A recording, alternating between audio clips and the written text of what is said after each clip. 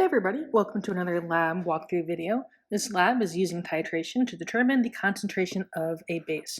So, as always, you are starting off with a bunch of super important background information.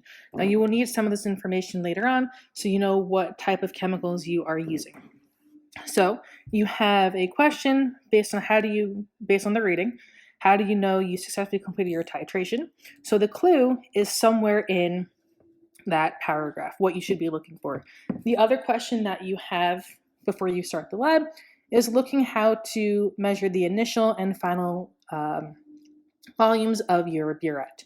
So you need your initial volume, your final volume, and in order to find the total volume, it is your volume final minus your volume initial. So that way you'll be able to figure out how much volume of your base, in this case, that we used. So safety goggles must be worn at all times during this lab. The only time you can take them off is if your entire station is done and completely cleaned up.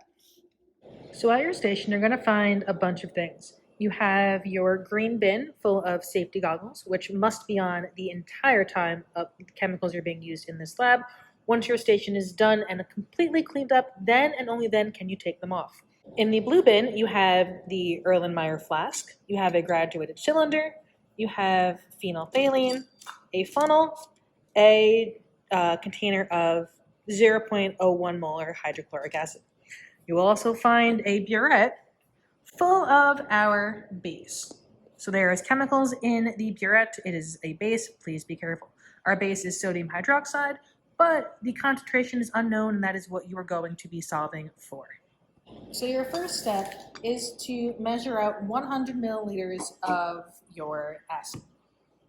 So you have a large graduated cylinder that fits 250 mils, so we only need up to 100, so in between 90 and 110. Get a good look at it because it should be as close to 100 as possible. So we have our 100 mils of our acid. Now what we're going to do is pour it into our Erlenmeyer flask.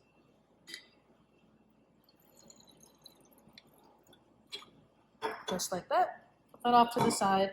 I'm going to take our phenolphthalein and add just 2 to 3 drops inside of it. 1, 2, 3. Now at this point, it should still be colorless. Because again, we know if it's colorless, we are an acidic solution. And right now we just have acid in there. So at this point, make sure you recover up your acid. You don't want that opened. Everything else should be back in your bin. Now comes the titration part. So what we're going to do is take our titration setup and bring it close to our flask. So you want to make sure that, you can tip this over if you need, the tip of the burette is inside the flask. So you can do some maneuvering to make sure things line up the way you like. Now with this, we're going to turn this knob to add base to our flask. Now before we add anything, we have to look at our initial volume. Our initial volume is 1 milliliter. So that's how much we are starting with. We'll figure out what we end with to get our titration. Okay. So the way we add this, if it's horizontal, that means it is closed. When it is turned up, it is opened. So we're going to add our base. You can add about 18 mils or so comfortably before we start having to worry about hitting our endpoint. So let's add our 18 milliliters. So if we started at 1, we should bring it down until it says 18.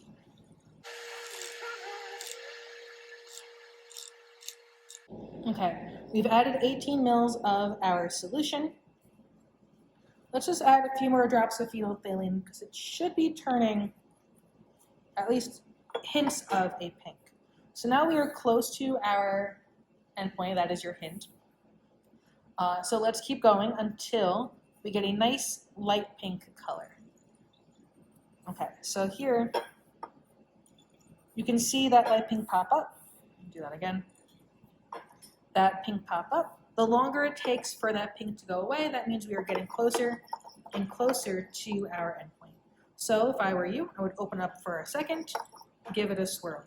Open up for a second, swirl. See, now it takes a little bit longer for our pink to go away, which means we are getting closer to our endpoint.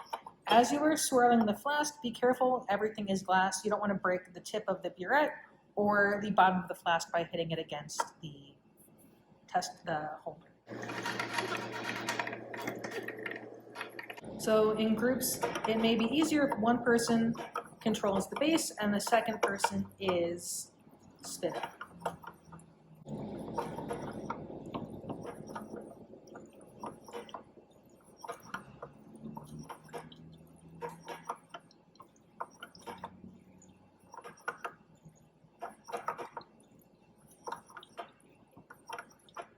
If we have a piece of white paper underneath our solution, it will be easier to see that pink color.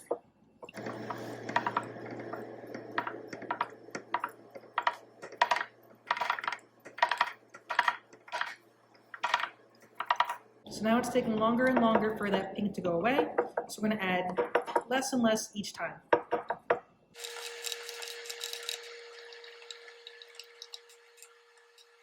Okay, this is the light color pink that we are looking for.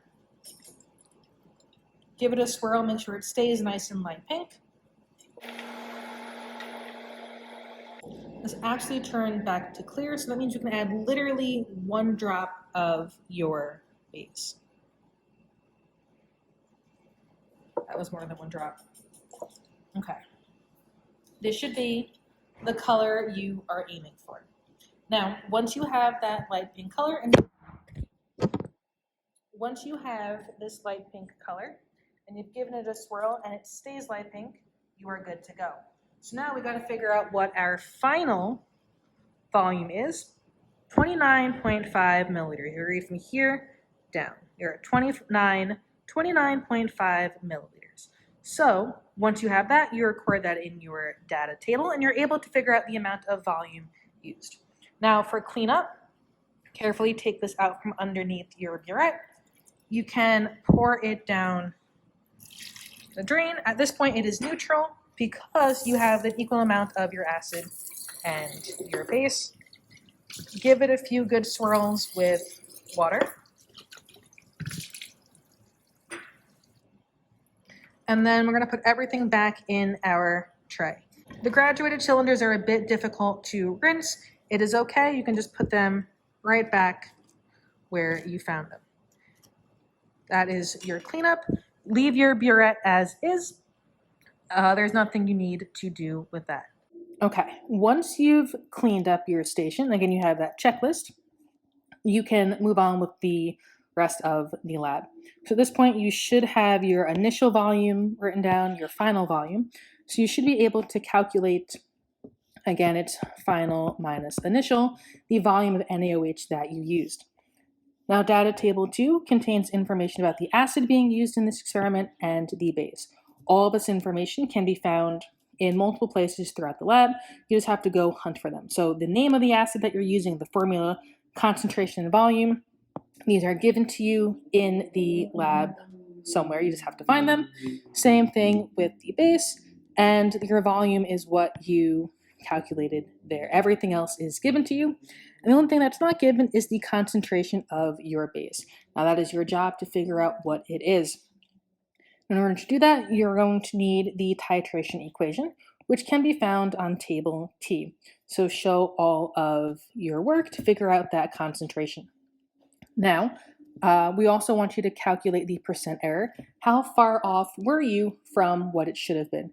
So the question tells you what the concentration of the base should have been, and we want you to figure out how far off you were. It's okay if you don't get the exact same thing, that is fine, but that is the whole point of percent error. Once you have those two calculations done, that is it for the lab. Have fun.